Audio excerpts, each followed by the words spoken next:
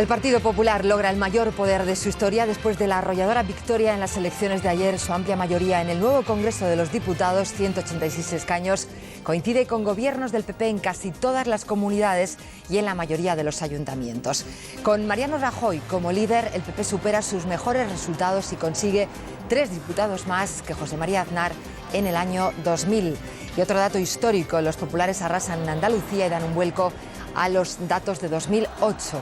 Mariano Rajoy estaba esta mañana trabajando en su despacho, como anunció que haría anoche en su primer discurso después de la victoria electoral. El futuro presidente del gobierno agradeció el apoyo de quienes le han votado y dijo que trabajará también para los que no lo han hecho. Asegura que España dejará de ser un problema para Europa.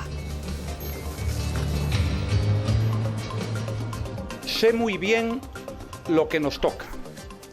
Para nadie es un secreto que vamos a gobernar en la más delicada coyuntura en que se haya encontrado España en los últimos 30 años. Nadie tiene que sentir inquietud alguna. No habrá para mí otros enemigos que el paro, el déficit, la deuda excesiva, el estancamiento económico y todo aquello que mantiene a nuestro país en estas críticas circunstancias. Hola, buenas tardes. Casi 4 millones de votos separan al Partido Popular de los socialistas en estas elecciones que han supuesto una debacle para el PSOE después de 2 legislaturas en el gobierno. Los socialistas se quedan con 110 representantes en el Congreso, son 59 menos que los que consiguieron en las elecciones de 2008. Este es el peor resultado del partido en unas generales en toda la historia de la democracia. Solo ha conseguido vencer en 2 circunscripciones, en Sevilla y Barcelona. Anoche el candidato Alfredo Pérez Rubalcaba compareció solo en la sede del partido para asumir la derrota. No aclaró si será él quien lidere la oposición, pero sí anunció que iba a pedir la convocatoria de un congreso ordinario, que es lo que ha decidido esta mañana la ejecutiva socialista en su primera reunión después de la derrota electoral. Será probablemente en febrero, según ha dicho hoy José Luis Rodríguez Zapatero en su primera aparición después de conocer los resultados. El presidente en funciones ha agradecido el respaldo que, a pesar de la derrota, suponen los casi 7 millones de votos recibidos. Está convencido de que España saldrá adelante y también su partido, y ha asegurado que colaborará con Mariano Rajoy en el proceso de transición. Deseo, más allá del resultado electoral, que lógicamente para el Partido Socialista, como he dicho, es un mal resultado electoral, es que las cosas vayan bien, que mejoren las cosas para España. Ese es mi mayor deseo, y los ciudadanos en democracia siempre tienen razón, siempre aciertan. Y junto a los 2 partidos mayoritarios que ocuparán la mayoría de los escaños, habrá otras 11 formaciones políticas en uno de los parlamentos más fragmentados de la democracia. CiU sigue siendo la tercera fuerza con 16 diputados, 6 más de los que tenía. Izquierda Unida recupera grupo propio y pasa de 2 a 11 asientos en el Congreso. Y la Izquierda Abertzale consigue el mejor resultado de su historia, un mes después de que ETA anunciara el fin de la violencia. Amaiur tendrá 7 diputados y el PNV pierde un escaño, se queda con 5. Son los mismos que ha conseguido Rosa Díez, hasta ahora la única diputada de UPyD. Siguen igual, con 3 y 2 representantes, Esquerra y el BNG, y ocuparán un asiento en el hemiciclo Compromís Equo, el partido de Álvarez Cascos, y Geroa Bai con Uxue Barcos. Esto es lo que decían esta mañana los portavoces de CiU e Izquierda Unida. Convergencia y Unió no se va a lanzar a los brazos de nadie en particular, y cualquier paso que tenga que dar firme en la política española siempre, lógicamente, tendrá en su horizonte un objetivo, el fundamental, que es, como decía antes, el principal compromiso de esta campaña, que no es otro que el pacto fiscal. Es un resultado magnífico, porque hemos conseguido tener un grupo parlamentario, tendremos un grupo parlamentario que va a ser la voz de la calle en ese Parlamento.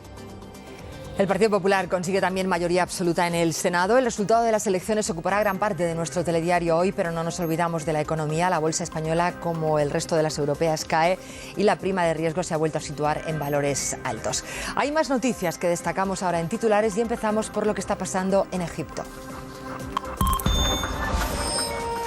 Se extienden por las calles del Cairo los enfrentamientos entre manifestantes y fuerzas de seguridad. En 3 días han muerto alrededor de 30 personas y hay más de 1000 heridos. Los manifestantes piden a la Junta Militar que ceda el poder a un gobierno civil. El ministro de Cultura ha dimitido como protesta por la gestión de la crisis.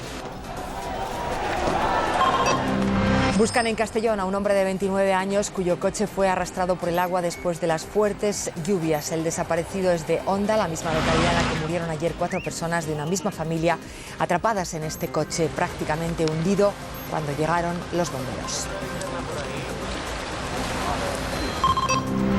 Un taxista declara en el juicio por Marta del Castillo que llevó a Francisco Javier Delgado, hermano de Miguel Carcaño, a la vivienda de la calle León 13 la noche del crimen. Asegura que no lo había dicho antes porque creía que no era necesario. Yo antes lo comento con mi señora y mi señora pues me dice, bueno, si es que ya está detenido, ya lo mismo el que tú lo llevas allí no tiene nada que ver, ¿no? El Real Madrid se prepara para el partido de mañana contra el Dinamo de Zagreb, que ofrecerá la 1 de Televisión Española a partir de las 8:30 de la tarde. Mourinho niega que hubiera mano de Higuaín en el partido del sábado en Mestalla, que acabó con la victoria por 2-3 del Madrid. ¿Es penalti lo de Higuaín? No. No es penalti. No.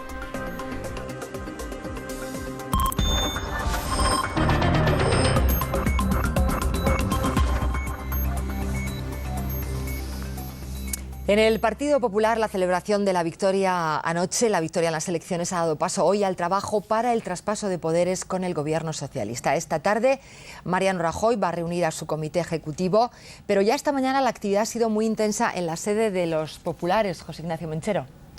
Rajoy anunció que iba a estrenar esta victoria electoral con una intensa jornada de trabajo y así lo ha cumplido. Esta mañana ha llegado a primera hora a su despacho para comenzar a trabajar en los primeros preparativos en firme del nuevo Ejecutivo, un gobierno que tendrá como prioridades la situación económica y de economía. Ha hablado en buena parte de la conversación de 20 minutos que ha mantenido con la canciller alemana Angela Merkel, que se suma a la lista de dirigentes europeos que han felicitado a Rajoy en las últimas horas, entre ellos Nicolás Sarkozy, David Cameron o José Manuel Durão Barroso. Dentro de un par de horas, Rajoy va a presidir la reunión del Comité Ejecutivo Nacional del partido, de la cual en principio va a salir el equipo que va a dirigir la transición en las próximas semanas, un equipo que, dada la gravedad de la situación económica, se espera que tenga una alta implicación y podríamos hablar prácticamente de una cohabitación con el Ejecutivo saliente. Pero más allá de esa transición, Rajoy va a hablar esta tarde ante los dirigentes del partido y ante los presidentes autonómicos, y ante ellos debe hacer la primera declaración de intenciones de cómo va a gestionar los mejores resultados de la historia del Partido Popular. Faltaban 10 minutos para las 11 de la noche y Mariano Rajoy salía por primera vez al balcón de Génova, sabiéndose futuro presidente del gobierno. Acompañado de su mujer y de sus colaboradores más cercanos, el líder del PP se dirigía a los que desde primera hora de la tarde se acercaron a la sede del partido. Hoy es un día para estar muy contentos, pero yo os quiero decir una cosa. Yo mañana por la mañana estaré aquí ya trabajando. Muchísimas gracias de corazón a todos. Muchísimas gracias. 8 años después de ser nombrado presidente del Partido Popular y tras 2 derrotas consecutivas en unas elecciones generales, Rajoy ha conseguido el mayor número de escaños en la historia del partido. Y consciente de que de sus primeras palabras estaban pendientes no solo millones de españoles, sino también los mercados, el líder del PP hacía antes un discurso más solemne en la sala de prensa de la calle Génova. Sé muy bien lo que nos toca. Para nadie es un secreto que vamos a gobernar en la más delicada coyuntura en que se haya encontrado España en los últimos 30 años. En una intervención breve, Rajoy adelantó sus intenciones e insistió en que iba a darlo todo con todos, y su primer mensaje fue para los 5 millones de parados que hay en España. Que nadie tenga duda de que todo lo que humanamente se pueda hacer por mejorar su situación, lo vamos a hacer, y que pensaremos en ellos antes que en nadie a la hora de tomar decisiones. Rajoy convocó a todos los españoles a arrimar el hombro en un proyecto, dijo, equitativamente repartido, y anunció que entre sus primeras actuaciones estará la de reunir a todas las comunidades autónomas. Sin olvidar Europa, Rajoy subrayó que nuestro destino se juega allí. La voz española tiene que volver a ser respetada en Bruselas, en Frankfurt y allá donde se jueguen nuestros intereses. Seremos el más leal, pero también el más exigente de los socios. Seremos el más cumplidor y el más vigilante. Dejaremos de ser un problema para volver a formar parte de la solución. Esta rotunda victoria se suma a la que el Partido Popular obtuvo en las pasadas elecciones autonómicas. Rajoy quiso detenerse en los que no han votado a su partido y en el papel de futuro presidente del Gobierno dijo que en sus decisiones prevalecerá siempre el interés general y que nadie quedará excluido. Nadie tiene que sentir inquietud alguna. No habrá sectarismo, rencillas pequeñas ni divisiones artificiales que nos distraigan o nos retrasen en el esfuerzo común. Rajoy siguió los últimos resultados en la planta séptima de la sede del partido, donde celebró la victoria rodeado de su familia y colaboradores. Sobre las 2 de la madrugada se marchaba a casa para descansar unas horas antes de volver hoy a la sede del PP. Pasadas las 10:30 de la noche, Mariano Rajoy anunciaba que había recibido las felicitaciones y el ofrecimiento de colaboración de José Luis Rodríguez Zapatero y Alfredo Pérez Rubalcaba. Quiero expresar mi respeto por ambos y el deseo compartido de que tengamos un traspaso de poderes modélico y una fructífera relación en el futuro. Por la mañana en Radio Nacional, Soraya Sáenz de Santamaría ha explicado que el Gobierno y el PP mantienen contactos fluidos y espera que se intensifique la colaboración durante la transición. Yo lo que confío es que por el bien de todos y por el bien de nuestro país, pues se haga de la manera más transparente, más clara y mejor posible para que cuanto antes pues el siguiente Gobierno pueda funcionar a pleno rendimiento. Otro dirigente popular, Miguel Arias Cañete, considera que un mes de transición es demasiado y que con la actual situación económica hay que pasar por encima de los requisitos estrictamente legales porque los mercados no esperan. Y Dolores de Cospedal marca como prioridad ofrecer gestos que refuercen la confianza en la economía española. Y esa tarea se tiene que entregar el nuevo Gobierno y desde mi punto de vista desde ya, incluso el Gobierno en funciones, para lo cual estamos completamente a su disposición. En los desayunos de Televisión Española ha dicho que la intención de su partido es mantener cuando gobierne una actitud dialogante. El Partido Socialista ha reunido esta mañana a su comité ejecutivo, presidido por el secretario general del PSOE, José Luis Rodríguez Zapatero. Además de analizar los resultados de las elecciones, ha propuesto que se convoque un congreso ordinario en febrero del año próximo, una idea que ya lanzó anoche el candidato del PSOE cuando compareció en solitario tras la derrota. Hoy ha sido el propio José Luis Rodríguez Zapatero el que ha comparecido a Macarena Bartolomé para asumir esos malos resultados, esa derrota. Sí, Zapatero ha recordado que cuando en su momento presentó el plan de ajuste ya advirtió que tomaría las decisiones que fueran oportunas, costara lo que le costara. Detrás de esa derrota, Zapatero dice que aunque suene a excusa está la crisis, que les ha tocado remar con el viento en contra y que vivimos una situación excepcional que no había tenido que afrontar ningún gobierno. El presidente del gobierno ha comparecido en rueda de prensa con preguntas mientras continuaba reunida la dirección del partido, una ejecutiva que ha decidido proponer que el próximo Congreso Ordinario del partido se celebre la primera semana de febrero. De ese Congreso tiene que salir el nuevo secretario general del PSOE, que liderará el partido en esta nueva etapa. Sobre posibles candidatos, Zapatero ha dicho que hoy no toca, que ya llegará el momento de hablar de eso. Y a Rajoy, Zapatero le ha ofrecido la máxima colaboración para el traspaso de poderes. La primera duda ha quedado despejada. El Congreso Ordinario se celebrará la primera semana de febrero. Es lo que procede, es lo que corresponde, que el partido afronte una nueva etapa, que la democracia y los compañeros diseñen el proyecto para el futuro de los próximos años. Para saber más detalles habrá que esperar. El secretario general del PSOE advierte que ya llegará el momento de hablar de candidatos. Nadie en la reunión ha revelado sus intenciones. Hoy era el momento, según Zapatero, de hacer un primer análisis de la derrota. Asegura que asume su responsabilidad y recuerda, aunque pueda sonar a excusa, dice que ningún gobierno se había enfrentado hasta ahora a una crisis como la actual. Vine a decir que iba a tomar esas decisiones costara lo que costara, porque las consideraba imprescindibles para España, para su estabilidad y para su solvencia. Que respeto, lógicamente, como no puede ser de otra manera, a aquellos que consideran que podría haberse tomado otras decisiones. Siempre es, también se puede entender, más fácil decirlo cuando no se tienen que tomar, pero lo que le importa al Partido Socialista más que su resultado es que España mantenga su solvencia. Zapatero niega dejar Moncloa sintiéndose maltratado por su partido y, aunque no ha confirmado si será Rubalcaba quien defienda al PSOE en la sesión de investidura, a la pregunta de cómo es su relación con el candidato socialista, responde: Pero es estupenda, vamos. Excelente relación.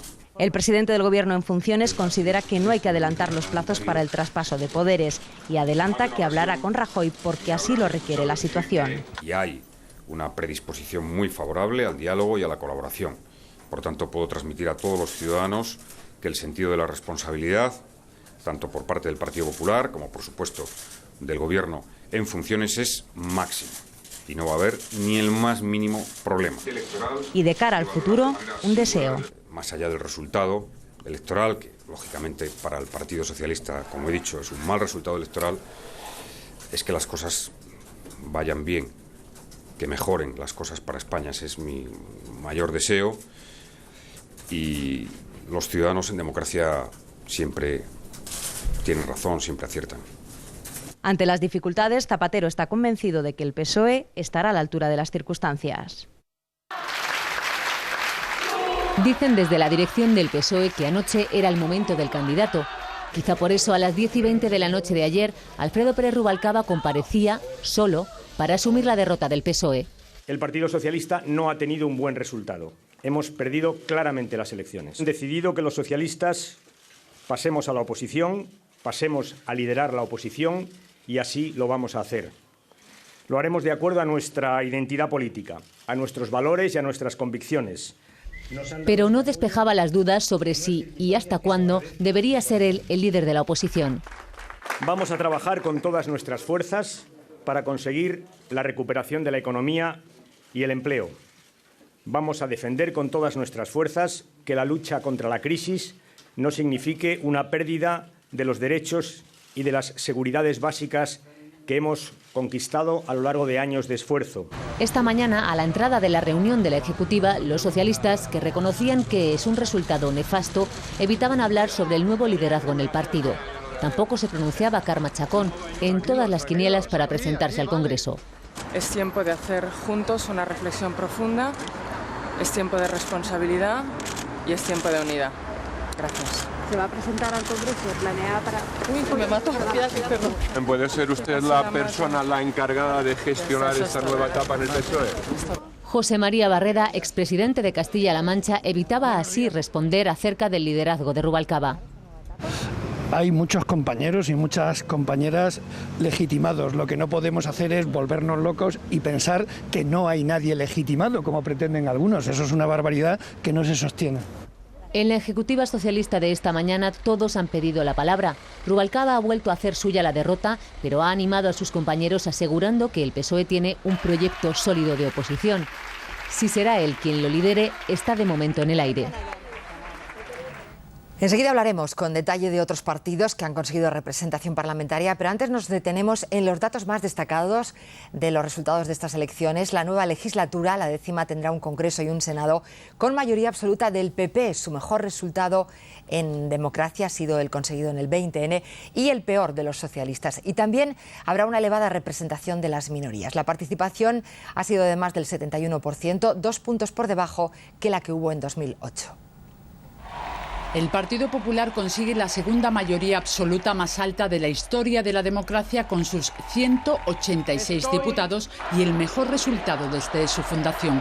Y es que superan en 3 escaños la mayoría absoluta que consiguió Aznar en el año 2000. La victoria del PP se traduce en un mapa azul de España, el color de ese partido, porque los populares ganan en votos prácticamente en todas las provincias. El PSOE solo les adelanta en 2, Sevilla y Barcelona, Convergencia y Unió en Tarragona, Lleida y Girona, el PNV en Vizcaya y Amaiur en Guipúzcoa. El PSOE con Alfredo Pérez Rubalcaba consigue 110 diputados y queda 76 escaños por debajo del PP. En porcentaje de votos, los populares le sacan una ventaja de casi 16 puntos y en número de votantes le separa cerca de 4 millones, porque el PP sube algo más de medio millón de votos y el PSOE pierde más de 4 millones. Son los peores resultados de los socialistas, por debajo incluso de los 118 diputados de las elecciones para las Cortes Constituyentes de 1977.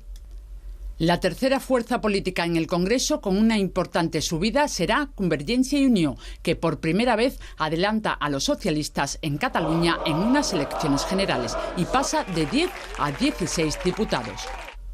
Muy destacado también el resultado de Izquierda Unida, que no solo consigue grupo parlamentario propio como era su objetivo, sino que sube 9 escaños, de 2 a 11.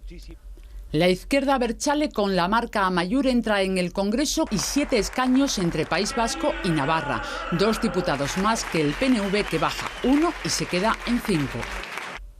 UPyD multiplica por 5 sus resultados. De un solo escaño en el grupo mixto pasa ahora a 5 y aspira a tener grupo propio, aunque le faltan unas décimas para conseguirlo. Mantienen los mismos resultados que en la legislatura anterior Esquerra Republicana con 3 diputados, BNG con 2, Coalición Canaria también con 2 y repite escaño Uxue Barkos, aunque ahora con la formación Geroa Bai. Serán nuevos en el hemiciclo el único diputado que ha conseguido Compromís Equo y uno del Foro Ciudadano. Esos son los titulares generales. Nos vamos a detener ahora en Cataluña, donde ha habido vuelco electoral. Convergencia y Unió se ha impuesto en el que era uno de los feudos socialistas. La coalición consolida su hegemonía en esa comunidad en Cataluña y consigue 6 escaños más, algo que esta mañana destacaban sus líderes. Marta Sánchez. Sí, Convergencia y Unió se ha convertido en la primera fuerza en Cataluña, ha subido 6 escaños y la Federación Nacionalista atribuye esta victoria a la coherencia y responsabilidad que dicen han afrontado los recortes. Duran i Lleida ha dicho que las urnas les han dado fuerza para defender el pacto fiscal y ha condicionado su apoyo al gobierno de Mariano Rajoy a ese concierto económico. Hoy todos los partidos catalanes han reunido sus ejecutivas para valorar los resultados electorales, menos los socialistas catalanes. El PSC se reunirá esta tarde para analizar la derrota. Han perdido 11 diputados y será en diciembre cuando se celebre un congreso del que tendrá que salir el nuevo secretario general. Artur Mas, Xavier Trias y Duran Lleida, las 3 caras de las 3 victorias de Convergencia y Unió en el último año, salían ayer al balcón para celebrar su último triunfo. Hem fet el triplet, allò que se'n diu un hat-trick. Durán dice que la representación que han obtenido les erige en portavoces de los intereses de Cataluña y pone el pacto fiscal como condición para colaborar con el PP. Convergencia y Unió no se va a lanzar a los brazos de nadie en particular y cualquier paso que tenga que dar firme en la política española siempre, lógicamente, tendrá en su horizonte un objetivo, el fundamental, que es, como decía antes, el principal compromiso de esta campaña, que no es otro que el pacto fiscal. En la sede del PSC los semblantes eran muy distintos. Solo está derrotado el que se rinde. Y nosotros no nos rendimos por un resultado electoral desfavorable. Como ha sucedido otras veces en nuestra larga historia, nos sobrepondremos. Los socialistas catalanes analizarán esta tarde sus resultados, los peores en unas generales, ya que han bajado de 25 a 14 diputados. En Cataluña el PP ha subido 3 escaños y anoche lo celebraban eufóricos con un brindis. Hoy Alicia Sánchez Camacho ha anunciado que el nuevo gobierno contará con ministros catalanes. A diferencia de otros momentos históricos, Convergencia y Unió no es determinante en la gobernabilidad de España, mientras que el Partido Popular sí es determinante en la gobernabilidad de Cataluña. Esquerra mantiene sus 3 representantes. Los republicanos creen que los resultados avalan su esfuerzo de unidad y la reciente renovación en la dirección. La coalición ecosocialista de Iniciativa está satisfecha porque ha obtenido los mejores resultados de su historia, pero comentan que les preocupa el cambio en el mapa político español. Estas elecciones han supuesto un avance importante para Izquierda Unida, que pasa de 2 a 11 diputados y recupera el grupo parlamentario después de 4 años. A pesar de los buenos resultados, insisten en que la ley electoral es injusta y piensan ser la voz crítica de izquierdas frente a la mayoría del Partido Popular. Izquierda Unida ha superado con holgura la frontera para sacar grupo parlamentario. Ganan 700.000 votos y obtienen su mejor resultado en 15 años. Y con la inyección de autoestima, Hoy toca analizar esos datos. El potencial más importante es de voto que hace 4 años votó al Partido Socialista y que ahora las políticas conservadoras del PSOE son las que le han provocado ese desencanto, ese rechazo. Hay un sector también de la rebeldía que se ha producido en las calles. Satisfechos con los buenos resultados de la coalición, califican, sin embargo, de mala noticia la mayoría absoluta del PP. Cayo Lara cree que es consecuencia de un sistema electoral injusto y de la debacle socialista, y asegura que confrontarán las políticas del PP, que auguran de más ajuste. Quieren atacar la negociación colectiva. Y ahí vamos a estar con los sindicatos defendiendo la negociación colectiva en nuestro país. Han dicho que quieren privatizar los servicios públicos y nosotros vamos a estar ahí defendiendo los servicios públicos como la sanidad, la educación. Asegura que van a trabajar para conquistar la hegemonía de la izquierda en España y descarta una convergencia con el Partido Socialista. ¿Cómo va a tener cabida en un proceso de la izquierda alternativa si han hecho precisamente las políticas neoliberales que contrastan de manera negativa con lo que es la izquierda alternativa? También descarta a priori posibles pactos con Esquerra Republicana y UPyD. Y en las primeras elecciones, sin la violencia de ETA, Euskadi votó mayoritariamente nacionalista. La izquierda abertzale con Amaiur consigue 6 diputados y el PNV 5, pierde 1. Acaparan entre los dos 11 de los 18 escaños en juego. Es la primera vez en unas generales que la suma de sus diputados supera a la de socialistas y populares juntos. El PNV vuelve a ser el partido más votado en Euskadi, aunque pierde un escaño y formará grupo con 5 diputados. Para su presidente, con estos 2 datos se cumplen sus expectativas. Anoche Iñigo Urkullu hacía este emplazamiento a Mariano Rajoy. No hay actividad armada, pero la paz necesita de más pasos. El próximo presidente de España tiene la responsabilidad de afrontar esta situación. Aunque consigue 40.000 votos menos que el PNV, la coalición Amaiur obtiene el mayor número de escaños en el País Vasco. La izquierda abertzale vuelve al Congreso después de 3 legislaturas y lo hace con los mejores resultados de su historia. Amaiur saca en Euskadi 6 diputados y otro más en Navarra. Allí es donde la coalición celebraba anoche sus resultados en Pamplona y dirigía este mensaje a Mariano Rajoy. Amaiur, ahí va a estar Mariano Rajoy, con la mano tendida a la palabra, con la mano tendida para enfrentar un futuro de soluciones a un problema político que hay en este país. El gran perdedor en Euskadi fue el PSE, que pasó de 9 a 5 parlamentarios. Patxi López pide una reflexión a los socialistas y anuncia su intención de reunirse con Rajoy. Quiero ponerme en contacto con Mariano Rajoy para manifestarle la necesidad de que hablemos y abordemos juntos los retos de este nuevo tiempo de libertad en Euskadi. Los populares vascos mantienen sus votos y también sus 3 escaños en el País Vasco. Somos los únicos que hemos aguantado la tormenta de Amaiur. Estos resultados se producen cuando falta 1 año y medio para las elecciones autonómicas vascas, unos comicios que los socialistas ya han dicho no piensan adelantar. UPyD se presentaba por segunda vez a unas elecciones generales, la formación que lidera Rosa Díez, y ha conseguido multiplicar por 4 los votos que obtuvo en 2008. Eso supone aumentar de 1 a 5 sus escaños. Y aunque los números no les dan grupo parlamentario propio, el partido no descarta conseguirlo. 1.140.000 votos y 5 escaños. UPyD consiguió ayer un resultado extraordinario, en palabras de Rosa Díez. Fue, sin embargo, una noche en la que la alegría no fue completa. UPyD no logró por la mínima el 5% de los votos que le garantiza tener grupo parlamentario propio. Se quedó a 3 décimas de conseguirlo. Emocionados y felices, y con un enorme sentido de la responsabilidad. Sabemos lo que representa y lo que significa que con esta ley electoral más de 1.100.000 ciudadanos hayan depositado su confianza en nosotros. Por eso Rosa Díez insistió en que uno de sus objetivos será cambiar la ley electoral.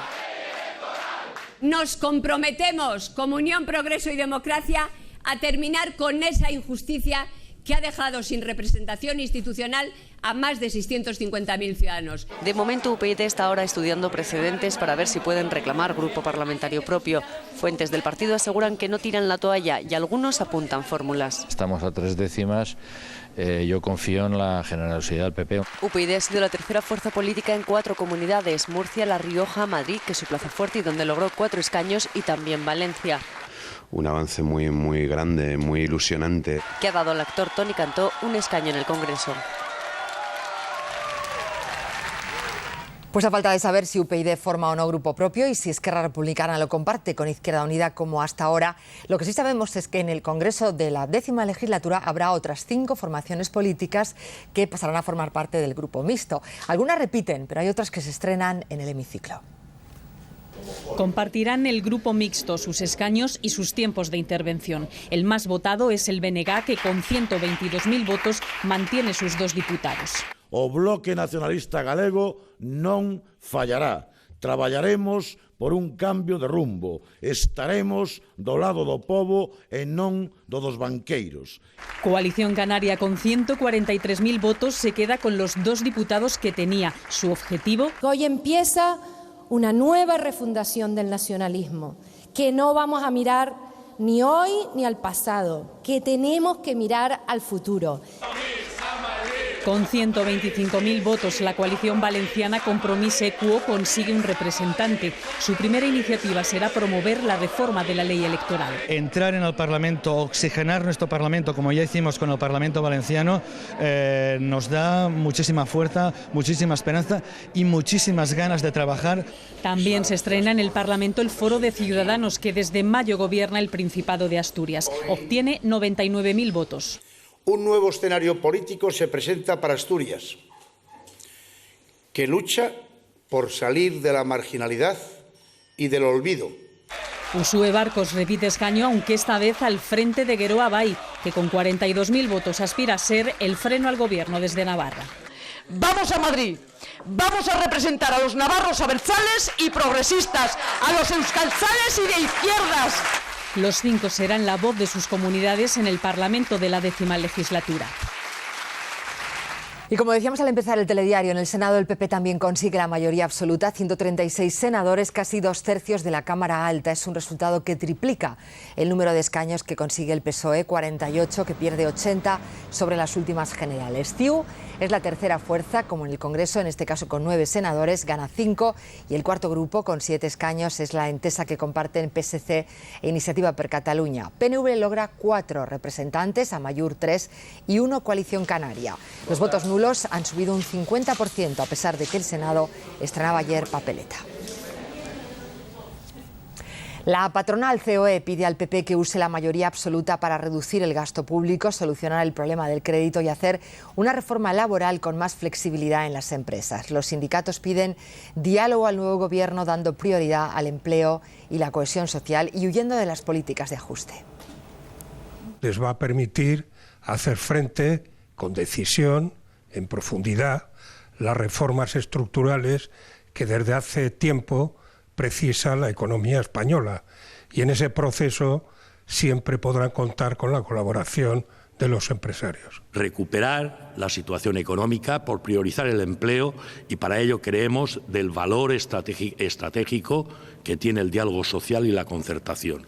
Esta es una etapa en la que creemos que las cosas hay que desarrollarlas a través del consenso y no a través de la imposición. El principal foco de atención tiene que ser la situación de las personas que más duramente están sufriendo la crisis, y eso quiere decir conjugar al mismo tiempo apuestas por el empleo y por la protección social. La Junta Electoral Central ya tiene las denuncias que ha presentado el PSOE contra el presidente de Baleares, el popular José Ramón Bauzá, y contra la candidata del PP por Cataluña, Ana Madrazo. El PSOE dice que ambos pidieron el voto para su partido en la jornada electoral. Bauzá dice que no lo hizo, pero que en cualquier caso se somete a lo que diga la Junta Electoral. Lo previsto es que la Junta analice y resuelva el miércoles esa denuncia. Además, Izquierda Unida protestó porque se prohibiera votar a varias personas que llevaban camisetas como esta de la Marea Verde en contra de los recortes educativos en la Comunidad de Madrid. Hemos oído alguna referencia a algún político al sistema electoral en España. Vamos a recordar cómo es. En las elecciones al Congreso se eligen 350 diputados que representan a 52 circunscripciones o territorios. Para calcular los escaños que corresponden a cada partido se utiliza el método D'Hondt, la ley D'Hondt, un sistema por el que algunas formaciones necesitan muchos más votos que otras para lograr un diputado. Este voto y este voto valen igual, pero pueden no contar lo mismo a la hora de formar el Parlamento. El sistema DON, por el que se adjudican los escaños, hace que cada formación necesite un número distinto de votos para conseguir uno de los 350 escaños, que además es distinto según el lugar. A cada circunscripción, hay 52 en España, una por provincia más Ceuta y Melilla, le corresponde un número de escaños determinado. Los votos de cada partido se dividen entre esos escaños. Por ejemplo, si en una provincia están en juego 5 escaños, los 5 mayores cocientes de esas divisiones se llevan los diputados. La cantidad más alta es 100. Al partido A iría el primero. ¿Cuál es la siguiente cantidad más alta? 50. El segundo escaño iría a 50. En estas elecciones, CiU, por ejemplo, con 1 millón de votos, ha conseguido 16 escaños. Izquierda Unida ha obtenido 5 menos, aunque le han votado 660.000 personas más. Amaiur tiene 7 escaños, con 333.000 votos. UPyD tiene 2 menos, pero 806.000 votos más. Es decir, cada diputado de Amaiur son 47.000 votos, cada diputado de UPyD 228.000. ¿El motivo? Aquellos partidos que tienen muy concentrado su voto en pocas provincias fácilmente son primera o segunda fuerza y por tanto obtienen escaños. Pero aquel partido que tiene mucho voto o incluso más pero disperso por toda España es tercera fuerza y no llega a conseguir escaño. El sistema DON se recoge en la Ley de Régimen Electoral de 1985. Y esto se hace así para que las provincias no queden mal representadas. En provincias poco pobladas es más fácil conseguir el número de votos necesario para obtener un escaño que en provincias muy pobladas. Para obtener un grupo parlamentario en el Congreso hay que conseguir como mínimo 5 diputados y el 5% de los votos a nivel nacional o el 15% en cada circunscripción que se presenta. Esta tarde el rey firma el cese del presidente del Gobierno y sus ministros como consecuencia de estas elecciones. Mañana, día 22, se hace oficial con la publicación en el BOE de 2 reales decretos por los que Rodríguez Zapatero y su Gobierno continúan en funciones hasta la toma de posesión del nuevo Ejecutivo. Otra fecha marcada en el calendario es el martes 13 de diciembre. Ese día se constituyen el Congreso y el Senado de la 10ª legislatura. A partir de ahí, en esa semana, se producirán las consultas del rey con los grupos parlamentarios.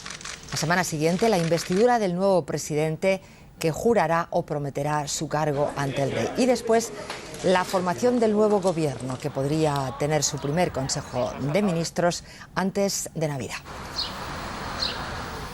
El futuro presidente del Gobierno ya hizo anoche alguna referencia a cuáles son sus preocupaciones más inmediatas. Superar la crisis económica va a ser la gran tarea del nuevo Gobierno, que se enfrenta a un país con un crecimiento estancado en el último trimestre y una tasa de paro de las más altas de la eurozona. Mariano Rajoy tiene por delante una legislatura marcada por la crisis económica. Durante la campaña ha dicho que su principal objetivo será crear empleo. Su nuevo gobierno se enfrentará a una tasa del paro del 21,52%, una de las más altas de la zona euro, que deja 5 millones de parados. La receta de Rajoy es la austeridad, ayudar a los emprendedores y cambiar la reforma laboral. La desconfianza de los mercados en España ha puesto en jaque a la deuda española y ha provocado la escalada de la prima de riesgo hasta posiciones cercanas al rescate. Recuperar su confianza es otro de los retos de Rajoy, que apuesta por la necesidad de ser escuchados y respetados en Europa. Y también conseguir que vuelva a fluir el crédito y recuperar el crecimiento económico ahora estancado. El líder del PP prometió que su primera medida sería la Ley de Estabilidad para desarrollar la reforma constitucional pactada con Zapatero y que obliga a todas las administraciones a cumplir los objetivos de déficit, algo que este año parece difícil de conseguir. Anoche mismo, Rajoy adelantó que se reunirá con todas las comunidades autónomas, muchas de las cuales sobrepasan los límites de déficit previstos. Mariano Rajoy también apuesta por reformar en esta próxima legislatura el sistema educativo y modificar la ley del aborto. Sobre la ley de matrimonios homosexuales, los populares no moverán ficha hasta que se pronuncie el Tribunal Constitucional. Los principales líderes internacionales ya han felicitado a Mariano Rajoy por su triunfo en las elecciones. En sus mensajes han destacado el ejercicio democrático del pueblo español y el difícil reto económico del que hablábamos, al que se enfrenta el vencedor de las elecciones.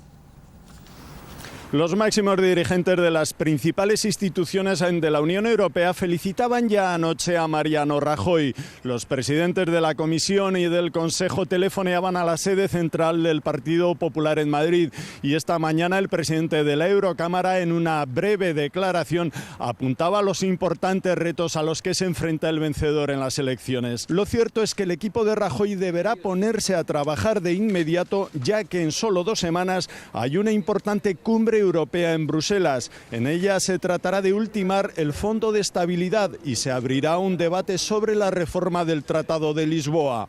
Aunque será Rodríguez Zapatero quien encabece la delegación de nuestro país, se da por descontado que la postura española habrá de ser consensuada con los ganadores de las elecciones. Angela Merkel ha felicitado a Mariano Rajoy esta mañana en una conversación telefónica.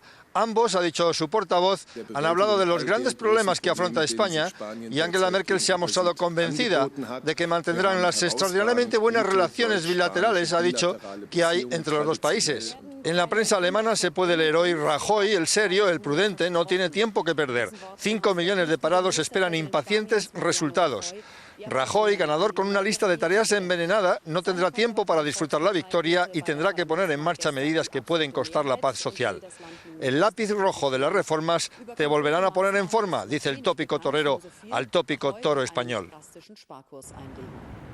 Sarkozy ha felicitado por teléfono y por carta a Rajoy. Habla de relaciones excepcionales entre Francia y España y de los desafíos comunes que han de afrontar en la Unión Europea y el G20. En la televisión destacan que ni la amplia victoria del PP resulta suficiente a los mercados, con importantes bajadas en la bolsa. Le Figaro califica de maremoto el giro a la derecha en España y de muy dura la derrota del PSOE. Liberación bautiza a Rajoy como nuevo rey de España, mientras que Le Parisien opta por una foto de Berlusconi, Zapatero y Papandreou para titular que la crisis económica pone todo patas arriba y apuesta porque el de Zapatero no será el último gobierno europeo en caer por culpa de esta crisis. Hablar de la crisis nos lleva a los mercados, hacia una referencia también nuestro corresponsal en París. En las bolsas europeas hoy caídas generalizadas por encima del 2%, sobre todo por un duro informe de la agencia Moody's sobre Francia precisamente. Y dudas también acerca de la deuda soberana. Nos vamos a la Bolsa de Madrid, donde está Gloria Prado. ¿Cómo están las cosas hasta ahora, Gloria? ¿Qué tal? Buenas tardes. Sí, pues el color rojo lo inunda todo, ya lo habéis comentado. El IBEX 35 ha perdido esa referencia importante de los 8.200 puntos, ahora está en 8.107, baja un 2,43%. En la misma línea Frankfurt y también París, y desde luego el mercado más castigado en Europa a estas horas es Milán. Allí los recortes rondan el 3,5%. Las tensiones no aflojan en los mercados de deuda. La prima de riesgo española se mueve alrededor de los 470 puntos básicos. Las últimas noticias que hemos conocido hacen imposible la remontada. Alemania ha rebajado sus previsiones de crecimiento para el año que viene. Moody's ha avisado a Francia de que podría perder la máxima calificación crediticia, y también preocupa que Estados Unidos no es capaz de cerrar y aprobar un plan para reducir el déficit. Por eso hay tendencia igualmente bajista para la apertura de Wall Street.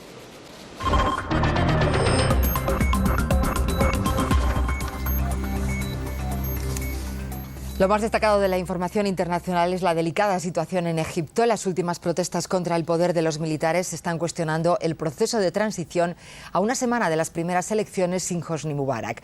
3 días consecutivos de violentos disturbios han dejado al menos 22 muertos y más de 1.500 heridos. En la plaza Tahrir del Cairo y los alrededores del Ministerio del Interior se han registrado los enfrentamientos más violentos. El ejército alega que no ha ido para dispersar a la multitud, sino para defender las instalaciones ministeriales, y asegura que los incidentes se deben a radicales infiltrados entre los manifestantes. Varios médicos aseguran haber tratado heridas de bala. Uno de los botes de gas lacrimógeno impactaba en un edificio cercano.